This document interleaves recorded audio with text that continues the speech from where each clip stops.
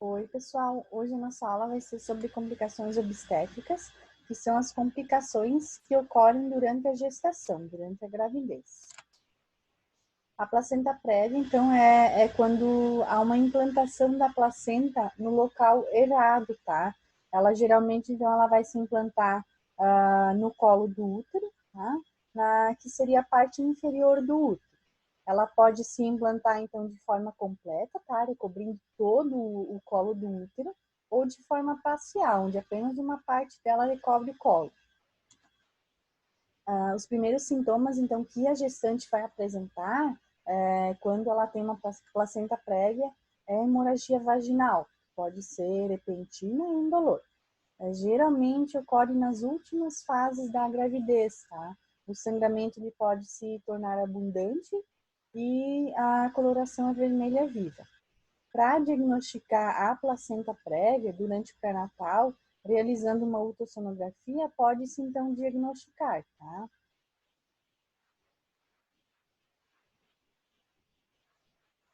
E durante o ultrassom também, a gente pode então ver se durante o sangramento, se a gente está tendo um quadro de placenta prévia, tá? Que então é quando a placenta está aderida ali sobre o meu colo, ou então se é um descolamento prematuro de placenta, tá? Por isso é bem importante a ultrassonografia, tá? Então, se lá no pré-natal eu realizar, tá? Eu vou diagnosticar antes de ocorrer o sangramento. Mas se, porém, eu tenho um sangramento, eu realizando ultrassom também posso diferenciar se é uma placenta prévia ou um descolamento prematuro de placenta. O tratamento geralmente é feito se em casos de hemorragia abundante com reposição sanguínea, tá? Com transfusão de sangue. Se ocorrer pouca perda de sangue, tá? E o nascimento não estiver iminente, não estiver o bebê for prematuro, normalmente então a gestante é mantida em repouso, tá? Se houver estancamento dessa hemorragia, que foi em pouca quantidade, e eu preciso avaliar essa gestante se ela pode então ter alta, se deve permanecer internada, a gente geralmente, né, o obstetra orienta a essa gestante a deambular. Se houver um novo sangramento, então permanece em repouso absoluto. Se não houver sangramento, então há possibilidade de alta, tá? E orientar então essa gestante, se houver novamente sangramento, retorno ao hospital, tá? Em casos então de placenta prévia também, tá? O parto normalmente é por via cesariana. Tá? Se a minha placenta está completamente aderida ao colo do útero, sempre vai ser realizada a cesariana. Se lá no início da gestação, lá no primeiro, segundo trimestre, durante o ultrassom, o obstetra identifica a placenta prévia parcial, tá? Essa placenta não está toda aderida ao colo do útero. Durante a gestação, tá? A placenta pode migrar para o seu local normal de implantação, tá? Aí, então, nesses casos, pode-se ser realizado, então, o parto normal, o parto vaginal. Mas se não ocorrer, então, essa migração, a cesariana, então, é a melhor opção de parto a ser realizada. Na placenta prévia total, então, repetindo, tá? A placenta, ela vai estar cobrindo totalmente o colo do útero, assim como está mostrando aqui nessa figura, tá? Ó, aqui é o colo do útero, essa parte vermelha aqui da imagem é a placenta, tá? Então, ela está totalmente cobrindo o colo do útero. Geralmente ela vai ocorrer em mulheres que tiveram cirurgias uterinas anteriores, tá? E a migração da placenta durante a gestação, nesses casos, é bem pouco provável, tá? E se houver sangramento no início da gestação, tá? Repouso é absoluto, tá? Fundamental, então, para o tratamento dessa gestante.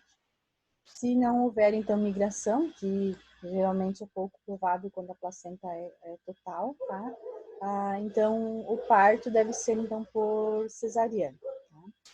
e nos casos, então, de descolamento da placenta, vai ocorrer hemorragia grave e bem abundante quando for, então, placenta prévia total.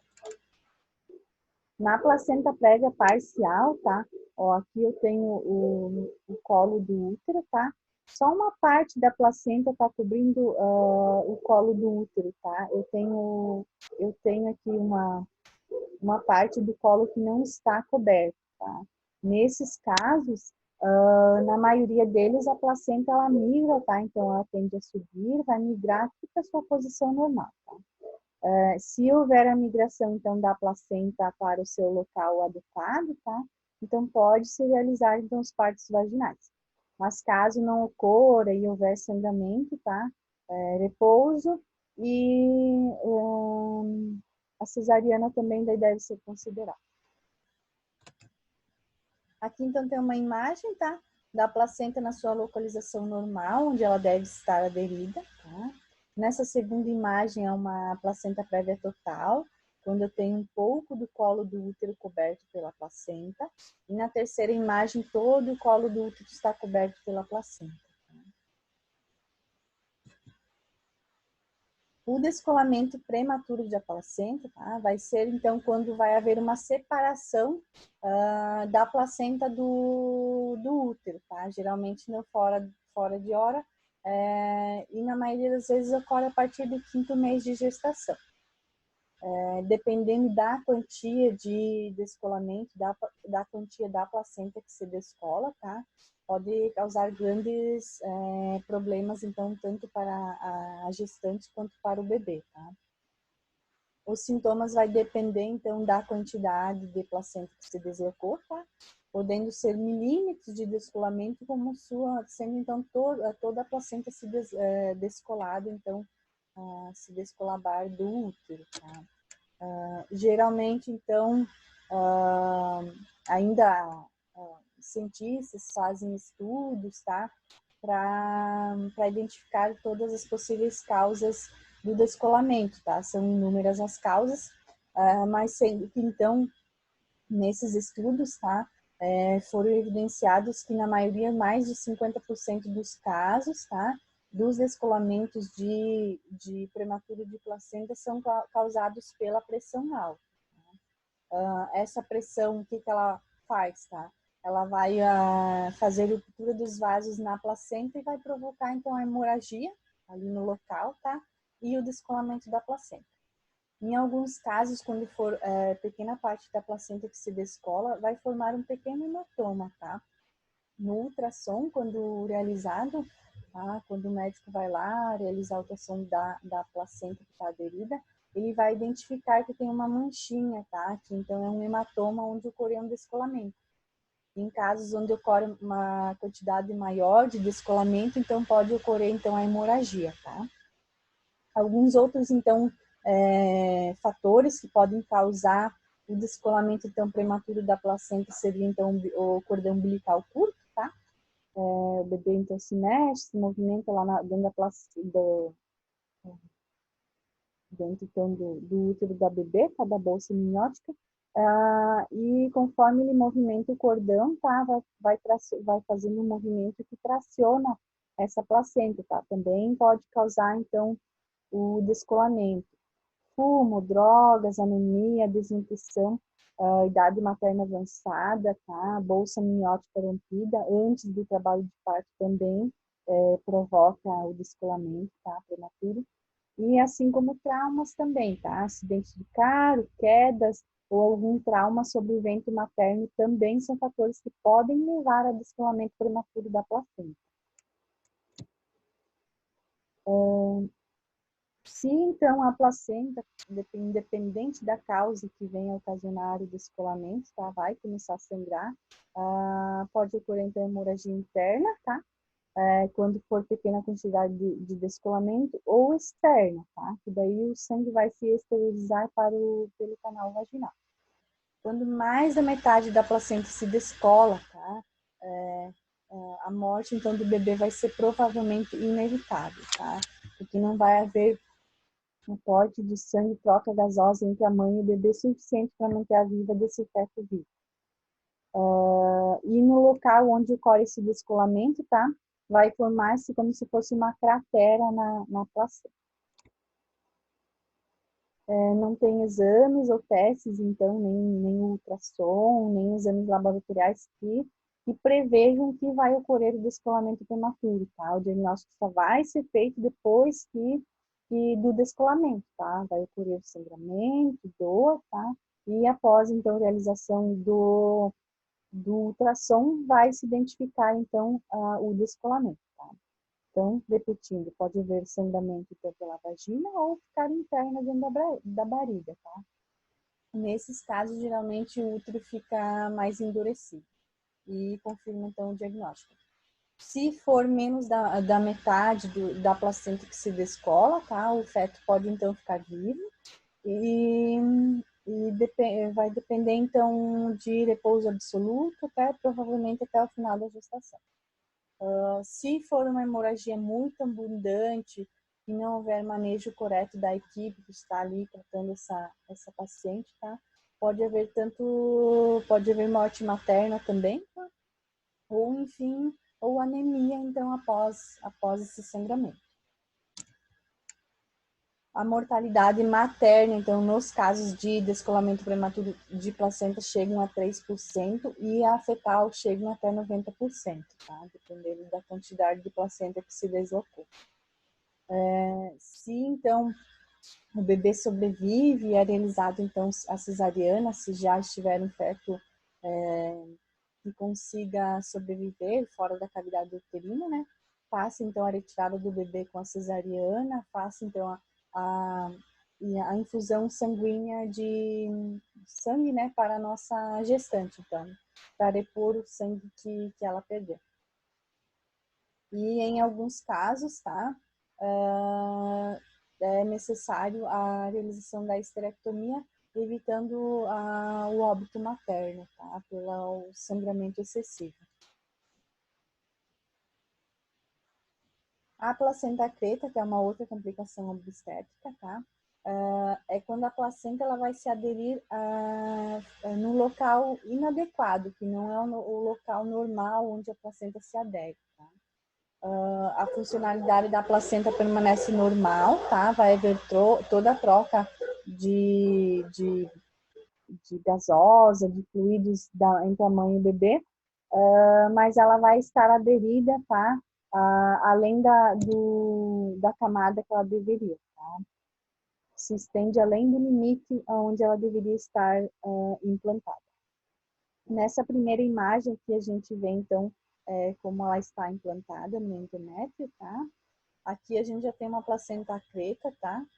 Ela se adere além do normal, tá? E nessas outras imagens também, ó, elas passam da camada do endométrio. Nesses casos, então, de placenta creta, tá? Vai se fazer necessária a remoção manual da placenta, que ela não vai se detectar espontaneamente após o parto.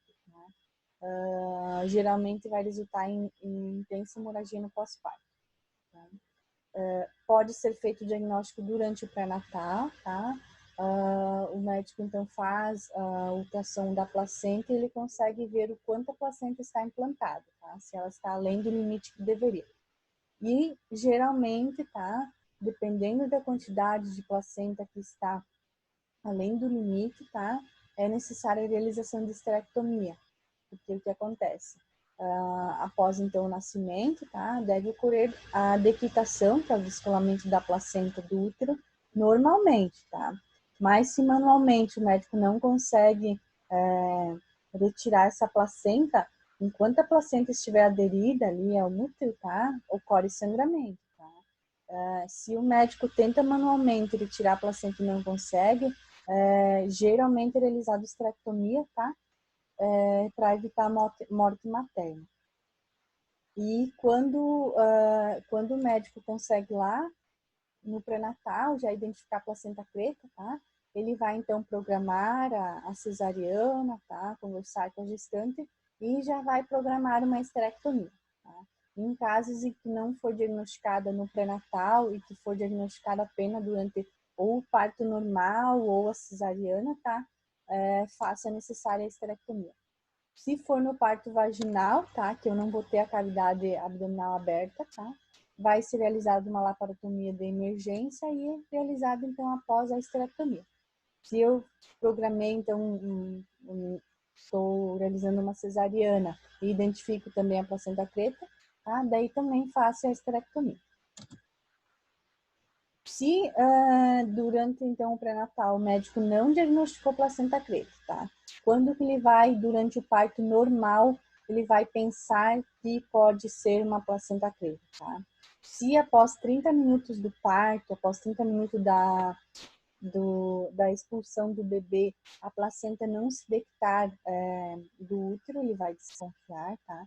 Se através da tentativa de remoção manual, ele não conseguir separar a placenta do útero, e se provocar hemorragia intensa, tá? Aí, então, se durante o parto normal, ele vê que a placenta não detectou, tá com hemorragia intensa, ele não consegue manualmente retirar essa placenta, tá? Ele vai, então, realizar a laparotomia de emergência e vai fazer a esterectomia e vai fazer a infusão de grandes volumes sanguíneos para essa gestante para evitar a morte materna por choque. O principal fator de risco, então, para a placenta preta seria, então, cirurgia uterina prévia. Mas alguns outros fatores também podem causar, tá? Seria a idade, então, materna acima de 35 anos, a multiparidade, quanto mais o número de gestações que essa mulher tem, mais vai aumentar o risco de desenvolver placenta preta, miomas, tá? E lesões no endométrio. O controle da pressão arterial, tá? Durante a gestação também, um fator bem importante, deve ser bem controlado durante a gestação. E o que a gente vai, então, entender por hipertensão arterial na gestação, tá? É quando eu tenho, então, um nível sanguíneo, tá? Uma pressão arterial maior ou igual a 140 por 90 milímetros de mercúrio, tá? E deve ser, então, verificado em 2 ocasiões, com intervalo de 4 horas, no mínimo, entre as medidas, tá? Se eu tiver, então, 2 verificações de pressão arterial com mais de 4 horas de horário, e nessas 2 verificações estiver igual ou acima de 140 por 90, tá? Essa gestante, então, vai ser considerada como hipertensa.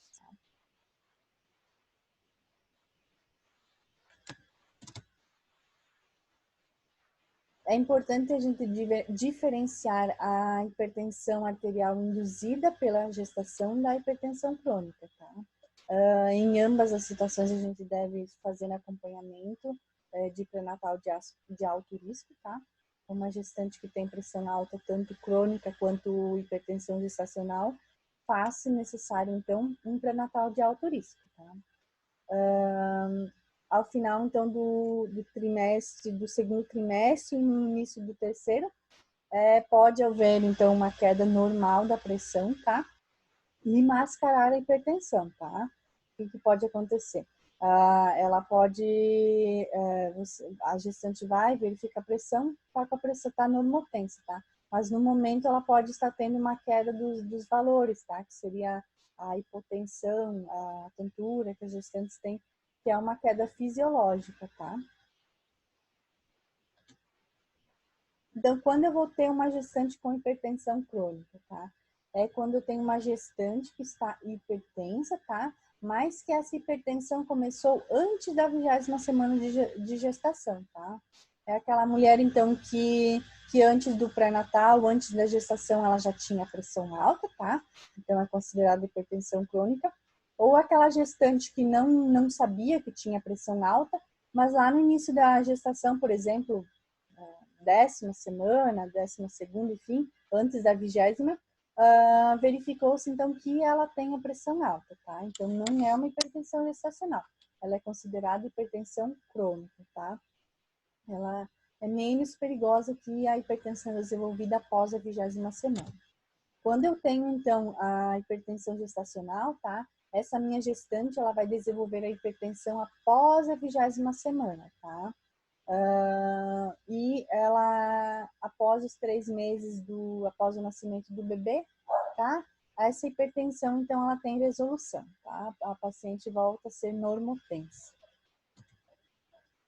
A pré-eclâmpsia, então, é quando eu vou ter a minha gestante, ela tem hipertensão, tá? Que é a pressão alta após a 20ª semana. E no exame de urina, tá? Vai se encontrar proteinúria, tá? Vai se detectar a presença de proteínas, tá?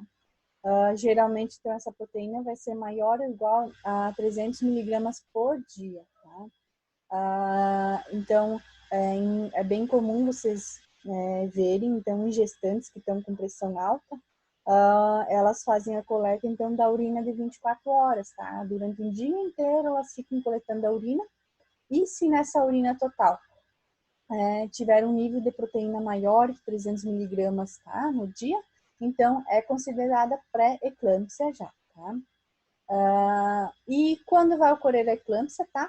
Quando eu tiver uma paciente com pré-eclâmpsia, tá? Tem hipertensão, tem proteinúria e ela apresentar convulsões, tá? Deu para entender? Parece confuso, mas é bem simples, tá? Então vamos repetir para a gente decorar. Hipertensão crônica é aquela gestante que tem hipertensão antes da 20ª semana, tá? Hipertensão gestacional é a gestante que desenvolve hipertensão a partir da 20ª semana.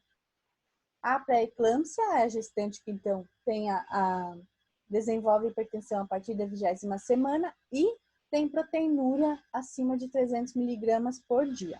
E a eclâmpsia, então, eu vou ter uma gestante com pré-eclâmpsia, né, que é a hipertensão a partir da 20ª semana, com presença de proteinúria e a ocorrência de convulsões na paciente, tá?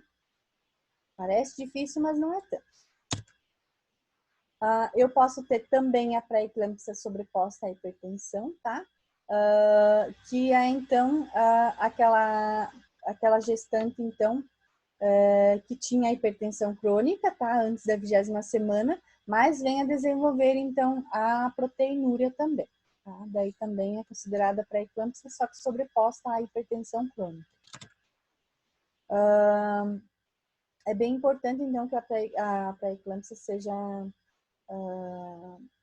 diagnosticada, tá? Pois pode haver, então, morte materna, tá? É uma das maiores causas de morte materno-fetal, tá? E as causas delas ainda não estão bem esclarecidas, tá? Não tem estudos que digam qual seria a causa única que provoca a pré-eclâmpsia, tá? Geralmente, então, são relacionadas aos fatores genéticos, comportamentais e ambientais, tá? E os principais, então, fatores de risco para o desenvolvimento da pré-eclâmpsia são, então, a primeira gestação, tá?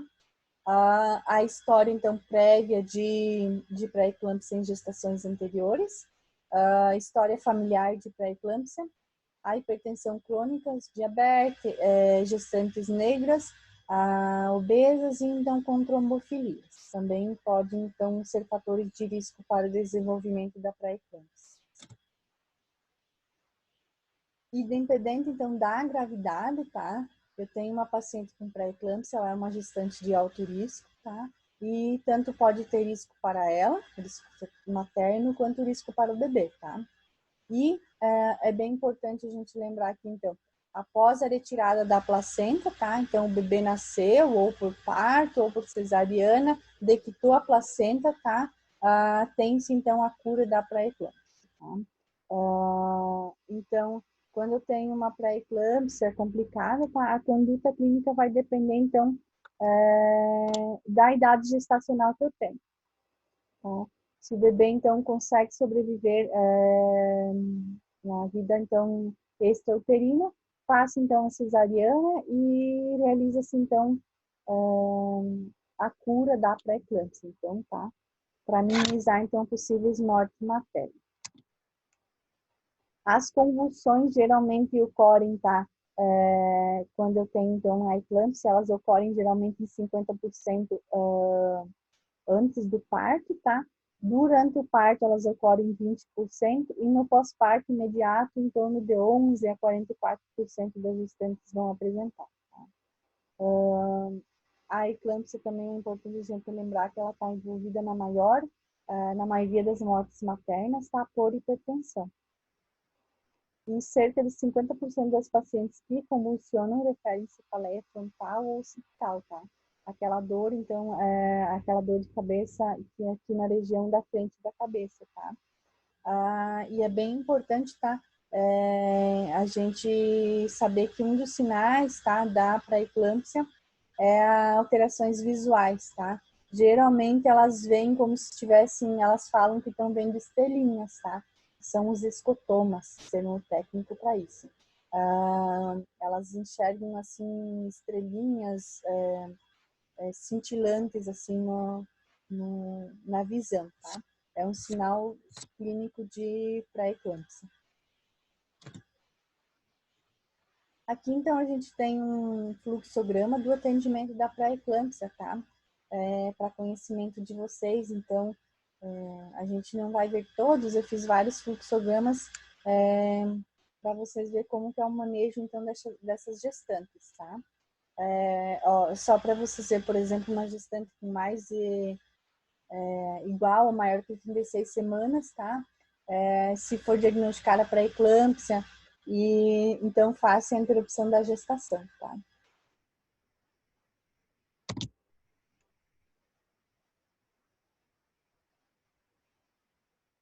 Então, como que é o manejo dessas gestantes, tá? Toda gestante que tiver com perto do termo, tá? Que ele vai nascer, que não vai ser mais pré-termo, né? Prematuro.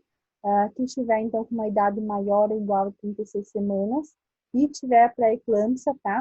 Tanto leve como grave, ela deve ser manejada de acordo, então, com os seguintes parâmetros, tá? Vai se fazer a internação dessa paciente no centro obstétrico, vai tratar, então, os episódios de hipertensão arterial aguda, tá? Realizar a prevenção das convulsões com o uso de sulfato de magnésio, vai realizar a avaliação do comprometimento materno-fetal e, se necessário, então, a interrupção da gestação por indução, preferencialmente o trabalho de parto normal, tá? Se a gestante então não evoluir para o trabalho de parto após a indução, aí realiza-se a cesárea. Mas se após a indução ela evoluir para um trabalho de parto, então preferencialmente pelo parto vaginal. Aqui, então, as terapias antihipertensivas durante a gestação, tá? A droga de primeira escolha para o tratamento da hipertensão, metildopa, tá? Tem-se, então, de segundas escolhas, nifedipina, edelazina, propanolol, atenolol, tá? Hidroclorotiazida e furosemida. Vai depender, então, da escolha do obstetra. Mas a principal que a gente encontra, então, é a metildopa, tá? Seria a droga de primeira escolha. Lembrando que nem todo medicamento antihipertensivo é usado durante a gravidez, pela então, troca placentária com o feto. Aqui a gente tem outro quadrinho, então, tá? Do tratamento, então, da hipertensão durante a gestação, tá? Aqui temos, então, o posicionamento em decúbito lateral esquerdo, tá? Lembrando que manter ela em decúbito lateral esquerdo descomprime, tá? A veia cava, então, e aumenta o retorno venoso, tá? Então, soro glicosado, nifedipina, que seria uma das drogas de segunda escolha, que estava, então, no outro esqueminha, tá? Tem a verificação, então, da pressão arterial materna de 5 em 5 minutos, tá? Por 20 minutos após o uso das medicações, tá? É realizado, então, a cardiotocografia, tá? Que é aquele exame onde põe-se aquelas fitas no abdômen da gestante, que verifica, então, os batimentos fetais, a contração uterina, tá? E os movimentos fetais. Esse exame, então, é para avaliar a vitalidade do bebê. Tá? E o ideal, então, é manter a pressão menor que 160% dessa. Tá? Aqui, então, a gente tem como as principais complicações da hipertensão durante a gravidez, tá? No sistema cardiovascular, a mulher pode ter, então, desenvolver a hipertensão arterial sistêmica grave, né? Causar edema pulmonar, acidentes vasculares, né? Como AVC, né? Nos rins, então, pode causar oligúria, insuficiência renal, pode causar, então, plaquetopenia, tá? Que daí causa uma outra síndrome mais grave. Pode, então, vir a causar a eclâmpsia, edema cerebral, AVC, hemorragias de retina, tá? Exudato. Pode causar, então, uma disfunção hepática, tá? Um hematoma hepático ou uma ruptura hepática. E a nível placentário, então, pode causar a isquemia dos vasos, a trombose, o descolamento prematuro de placenta e o sofrimento fetal. Tá? Ou seja, a hipertensão durante a gravidez é das piores complicações obstétricas, tá? Pois ela pode levar tanto a óbito a mãe quanto o bebê. A Organização Mundial da Saúde, tá? E a Federação Internacional de Ginecologia, elas recomendam, então, que a pressão arterial seja mensurada da seguinte maneira, então, durante a gravidez, tá? A gestante, então, deve estar sentada e em repouso, tá? Pelo menos 5 minutos em repouso antes da aferição.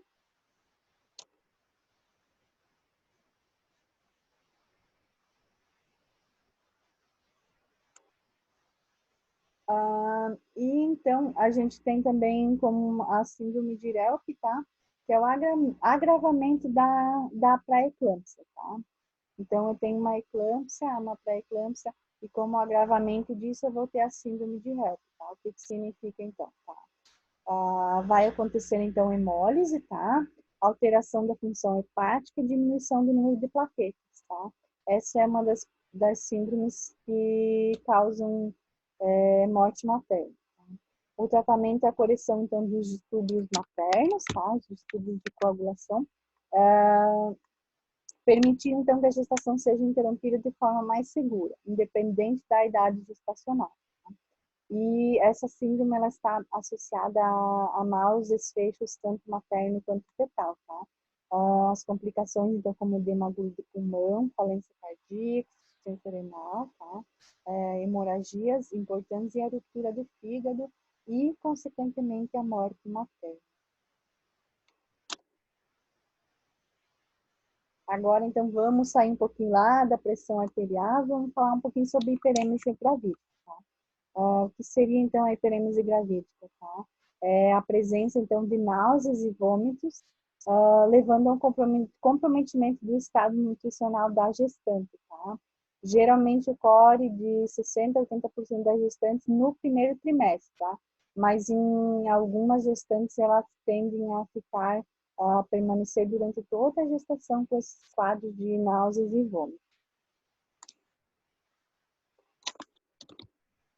Alguns fatores, então, que podem vir a desenvolver, causar a hiperêmese gravídica, então, seriam, então, psicossociais, tá? Psicodinâmicos e em suas várias modalidades, tá? Ele vai ser um quadro clínico tão controverso que está evidenciado não são os níveis elevados de estrogênio, progesterona, gonadotrofinas, coriônicas e o relaxamento da musculatura lisa do estômago e por componentes imunológicos, tá? Então, a maioria das vezes a hiperêmese gravídica, tá? Então, é causada pelos níveis de hormônios elevados no organismo da gestante. A solução, então, clínica para a hiperêmese gravídica, então, ela tende a melhorar com o aumento da idade gestacional, tá? Geralmente, a partir do primeiro trimestre, tende a diminuir. Em alguns casos, então, indo até o final da gestação, tá? O que vai acontecer, então, a minha gestante vai ter uma perda de peso, tá? Em média de 4 a 10% do seu peso, tá? Chegando a ser um intervalo, então, de agravamento clínico com consequências para o bebê, tá?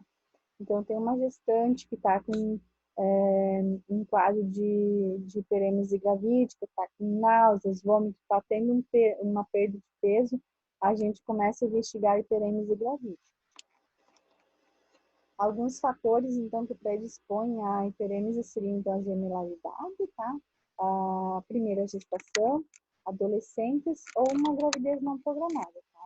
O tratamento, então, visa a hidratação, tá? Para a reposição dos eletrólitos, que essa gestante está perdendo através do vômito. Evitar, então, alimentos que irritem a mucosa gástrica, gorduras, né? Fazer um acompanhamento com um nutricionista e também com um psicólogo. O diabetes gestacional, né? O que é o diabetes na gestação? É quando a minha gestante ela desenvolve temporariamente o diabetes durante a gestação, tá? É aquela mulher, então, que antes da gestação não tinha diabetes e durante a gestação ela desenvolve, tá? O risco, então, maior para o desenvolvimento da diabetes gestacional é quando eu tenho uma gestante que tem um aumento de peso muito grande ou idade acima dos 35 anos.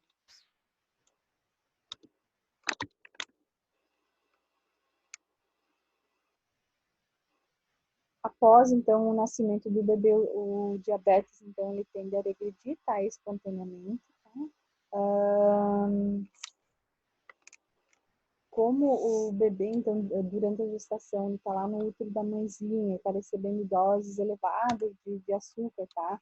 Um regime de alta glicemia, tá? Tanto a mãe quanto a criança vão ficar sobrepesos, tá?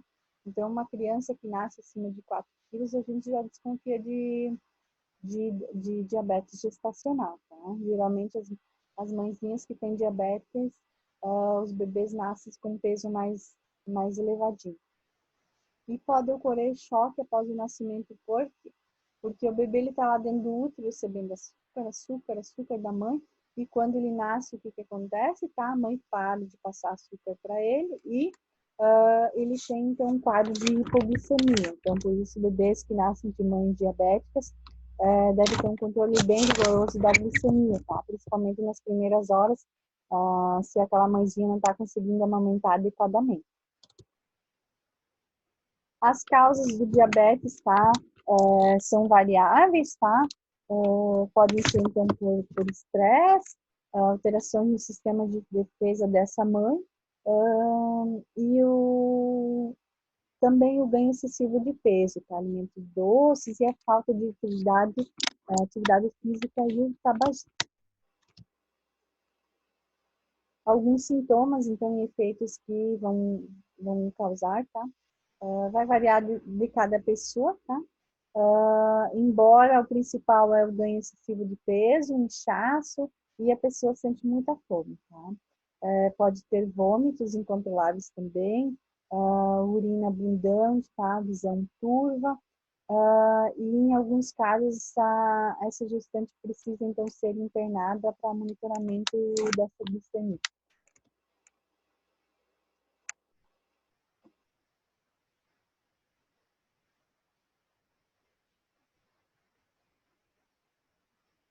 No exame de urina, tá?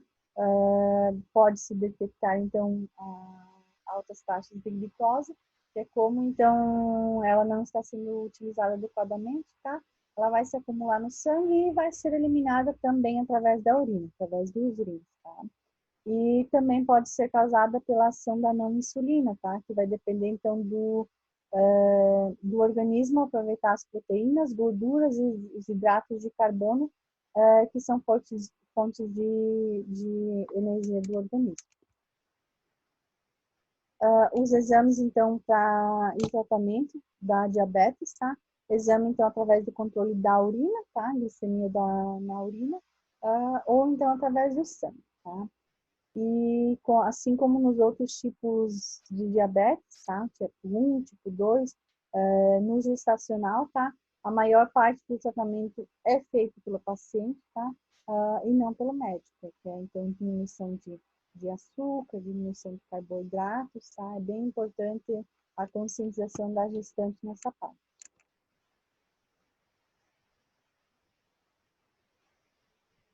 Então, aqui, ó, novamente falando da alimentação, tá? A mulher não tem histórico de diabetes antes da gestação, tá? Tá com diabetes gestacional, deve, então, controlar a alimentação, realizar, então, um exercício de relaxamento, tá? Diminuição do estresse. E, geralmente, então, após o fim da gestação, tá? Deve, então, fazer controles, exames e controles do diabetes, e geralmente ele desaparece, tá? Assim como ele veio levar. A gravidez ectópica, tá? O que é, então? Ela é qualquer gestação que se localiza fora da cavidade do útero, tá? Pode ser, então, tanto na tuboterina, no abdômen, no ovário, enfim, ou outras localizações do útero, tá? Aqui nessa imagenzinha a gente tem uma gravidez ectópica, que o feto ele não migrou, tá? Ele não migrou para o útero, ele ficou dentro da tuboterina. Alguns fatores, então, que predispõem para essa gravidez são, então, a aderência, né, na tuboterina, inflamações das tubas, algumas anomalias congênitas, tá? Gravidez ectópicas prévias, uso de DIU e abortos induzidos também. Dos sinais e sintomas, nós temos a dor abdominal, tá? Geralmente é bem intensa, sangramento, vaginal, tá? Diferente da menstruação, é mais abundante, pode ocasionar náuseas, vômitos e até mesmo desmaio pela dor intensa, tá? E o tratamento, então, é cirúrgico através da retirada do concepto, tá? Do feto. Então, aqui a gente tem uma outra imagenzinha, tá? Aqui a gente tem, então, uma gravidez na tuboterina, pode se ocorrer no ovário, tá? Fora na cavidade, tá? Que é quando o espermatozoide ele vem, então ele vai encontrar o óvulo lá, aqui na cavidade, antes dele migrar para a tuboterina, ou até mesmo no colo, tá? A mola hidatiforme, tá? O que é? Outra complicação obstétrica. Então, é uma degeneração do tecido trofoblástico, tá? Em vez do embrião se desenvolver, tá? Ocorreu lá a fecundação, tá? O embrião ele para de se desenvolver e começa a formar pequenas vesículas de líquido, tá? Como se fosse bolinhas de sagu ou um cachinho de uva, tá? As causas também são desconhecidas, tá? Algumas hipóteses, então, que vírus, alguma anomalia cromossômica, imunológica, causas alimentares, enfim, que podem causar esse mau desenvolvimento e essa degeneração, tá? Alguns sinais, então, clínicos, tá? São náuseas e vômitos exagerados, tá? O aumento exagerado do volume uterino, ou muito cheio ou mole, tá? Sangramento, então, com eliminações de hidatiforme, que são aquelas vesículazinhas. Quando eu vou fazer, então, a ausculta dos BCFs e eu tenho ausência dos BCFs, eu não consigo auscultar o coraçãozinho do bebê. E o tratamento, então, é a retirada dessa mola hidatiforme, tá?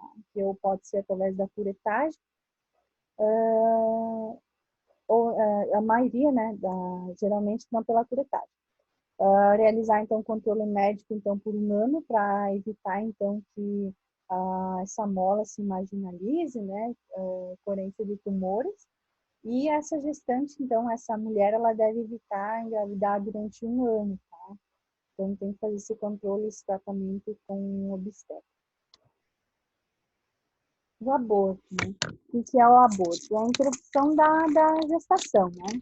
Pode ser, então, por forma natural ou provocada, tá? E ele é considerado, então, quando ele é realizado, então, acontece, né? Até a 20ª semana ou até que esse feto, né? Pese 500 gramas, né? Então, menor de 20 semanas e 500 gramas, a gente considera aborto, tá? As causas geralmente são desconhecidas, né? Mas, assim, acredita-se, né? Estudos mostram que 50% dos abortos, então, são provocados por anomalias cromossômicas, tá? Alguns, então, podem ser provocados pelo estado nutricional da gestante deficitário, tá? doença viral ou alteração da maturação do espermatozoide ou óvulo. Em 20% das gestações, aproximadamente, elas vão evoluir para o aborto, tá? Que acontece, então, antes das 20ª semana. E aproximadamente 80% dos abortos ocorrem antes da 22ª semana, tá? Ocorre antes da 12ª, perdão. A frequência, então, tende a diminuir com o avanço da idade gestacional, né? Sendo que, então, o risco de aborto após a 15ª semana é bem baixo, tá? É cerca de 0,6%. O aborto ele pode ser dividido em precoce e tardio, tá?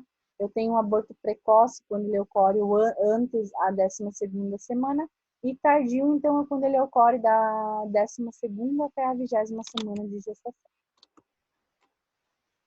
Alguns fatores de risco, né, para o aborto, a gente tem, então, a idade materna avançada, né, chegando a 40% dos abortos aos 40 anos e 80% aos 45 anos, tá? Ou seja, as mulheres de 40 anos que engravidam, 40% delas têm um aborto na gestação. Antecedentes de aborto espontâneo, tá? Tabagismo, tá? Tem estudos que comprovam que o consumo de mais de 10 cigarros por dia aumenta cerca de 1,5 a 3 vezes a chance dessa gestante abortar. Consumo de álcool, drogas, uso de anti-inflamatórios não hormonais, cafeína, tá? E extremos de peso, tá? Aquela mulher, então, que é baixo peso, tá? Ou uma mulher que tem um sobrepeso ou obesidade. Os sinais e sintomas, então, do aborto são dor abdominal, geralmente em forma de cólica, dor lombar e sangramento vaginal. As complicações, então, pode ocorrer hemorragia, a infecção uterina ou a septicemia, que é quando, então, ocorre, então, infecção generalizada que está no sangue. Então, a ameaça de aborto, o que acontece, né? É quando eu tenho, então, sangramento, tá? Tem uma ameaça, mas o meu bebê, o meu concepto continua vivo, tá? Geralmente, então, é encontrado sangramento, né? E cólicas associadas. O sangramento, na maioria das vezes, é em pequenas quantidades, tá? E as cólicas são um pouco intensas. Por quê? Foi apenas uma ameaça, tá?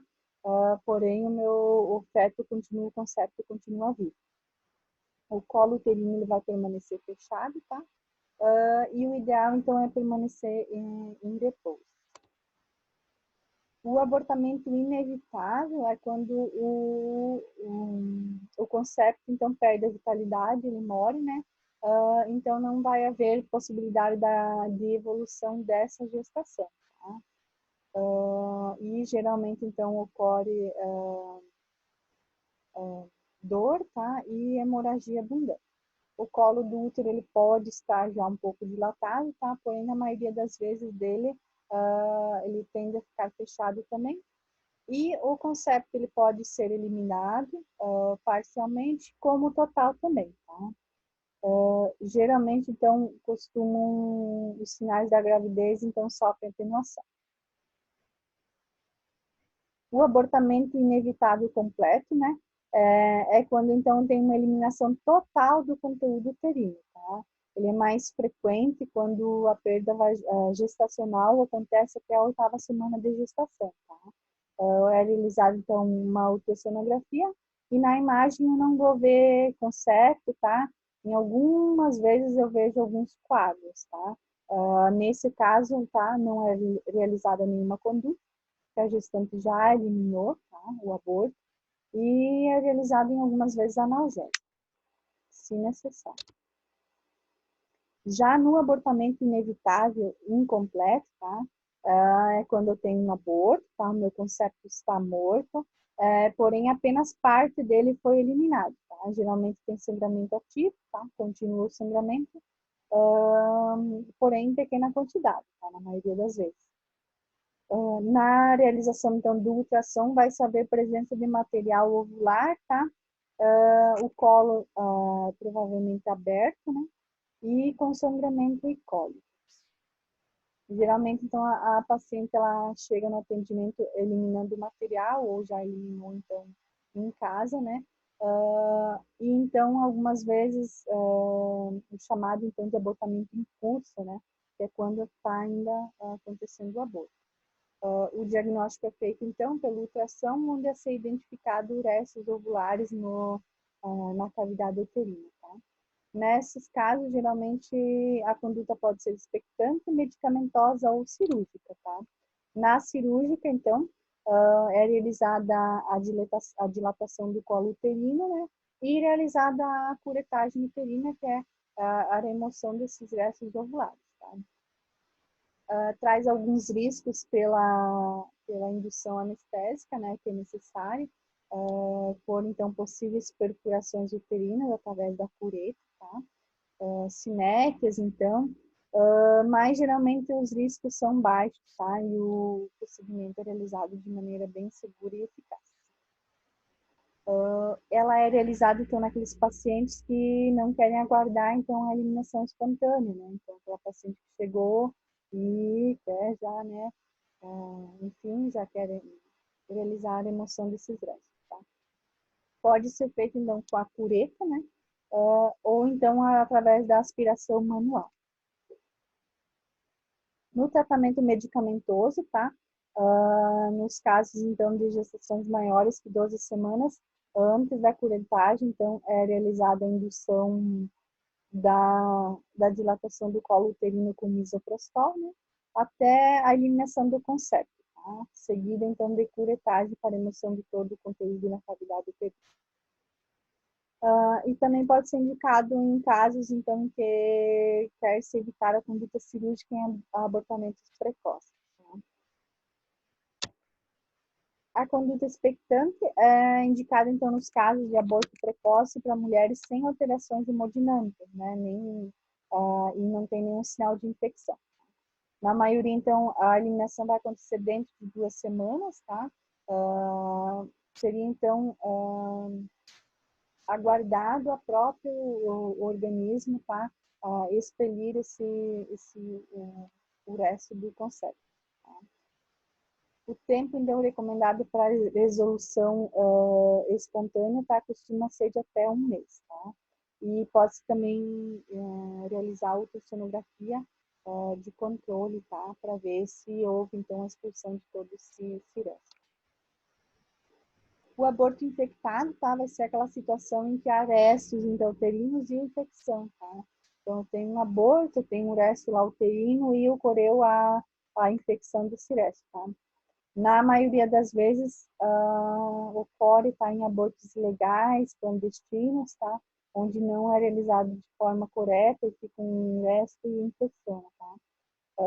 Vai haver, então, um quadro clínico, né, de aborto incompleto, associado, né, aos sinais de infecção, tá? Geralmente tem corrimento vaginal de dor bem fértil, tá? Mau estado geral dessa paciente, febre, taquicardia também associada. Nesses casos, então, de complicações à infecção, tá?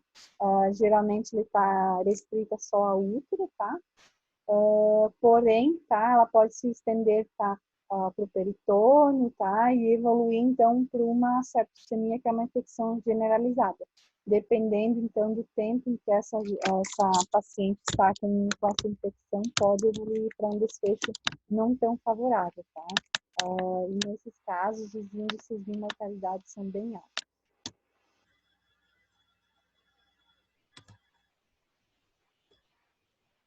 O abortamento retito, né, vai ser, então, definido como a morte do concepto, tá?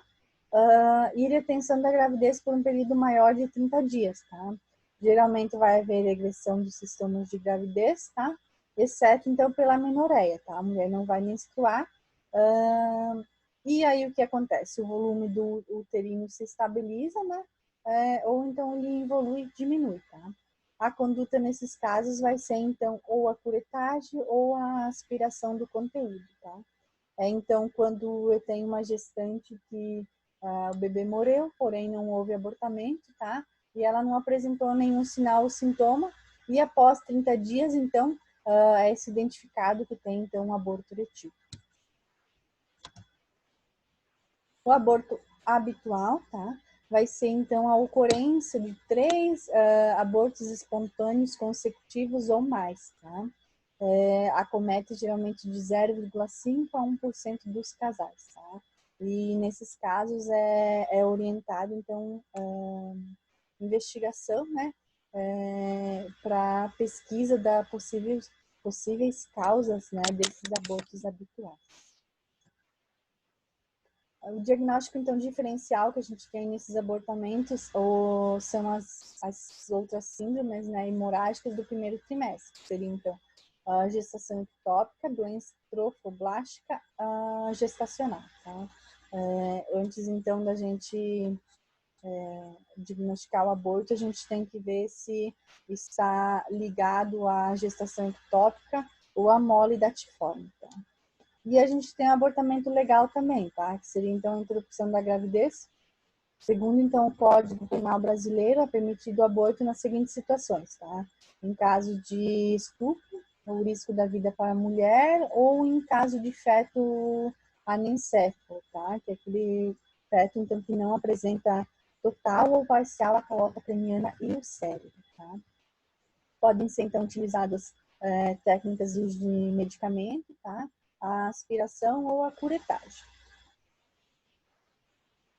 E, nesse caso, né, não é considerado um crime, é considerado, então, um aborto legal. Então, a nossa aula chegou ao fim, eu espero que estejam todos aí ouvindo, tá? Espero que tenham gostado e qualquer dúvida estou à disposição.